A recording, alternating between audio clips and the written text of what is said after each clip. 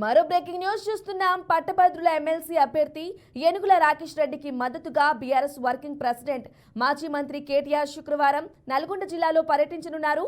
జిల్లాలోని నకిరేకల్, మునుగోడు, దేవరకొండ అసెంబ్లీ నియోజకవర్గాల్లో పట్టభద్రులు, పార్టీ నేతలు, కార్యకర్తలతో జరగనున్న సమావేశాల్లో మాజీ మంత్రి, సూర్యాపేట ఎమ్మెల్యే జగదీష్ రెడ్డితో కలిసి కేటీఆర్ పాల్గొననున్నారు.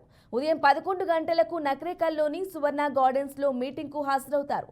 అక్కడి నుంచి మధ్యాహ్నం 1 గంటకు మునుగోడు నియోజకవర్గం పరిధిలోని చౌటుప్పల్ మండలం దామెరలోని బాలాజీ గార్డెన్స్లో సమావేశంలో పాల్గొంటారు.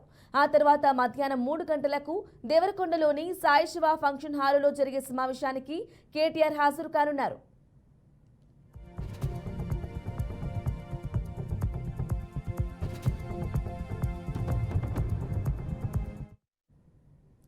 కేటీఆర్ కూడా దాదాపు అన్ని నియోజకవర్గాలను చుట్టి వస్తూ పట్టభద్రులు, పార్టీ కార్యకర్తలతో సమావేశాల్లో పాల్గొని దిశానిర్దేశం చేస్తున్నారు.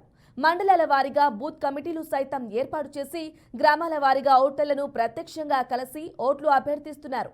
కాంగ్రెస్ ప్రభుత్వ మోసాలను, నిరుద్యోగుల ఆశలపై నీళ్లు జల్లుతున్న విధానాలను వివరిస్తూ ఉండటంతో మంచి స్పందన లభిస్తోంది. కాంగ్రెస్ అభ్యర్థి మల్లన్న వ్యవహార శైలిని, దుర్మార్గాలను, దందాలను ఎత్తి చూపటంతో పాటు కేసీఆర్ ప్రభుత్వ విజయాలను, బీఆర్ఎస్ అభ్యర్థి రాకేష్ రెడ్డి వ్యక్తిత్వం గురించి చెప్తున్నారు. దీంతో బీఆర్ఎస్ ప్రచారానికి పట్టభద్రుల నుంచి ఆదరణ లభిస్తోంది. నియోజకవర్గాల వారీగా కేటీఆర్ ప్రచారం మరింత ఊపునిస్తోంది.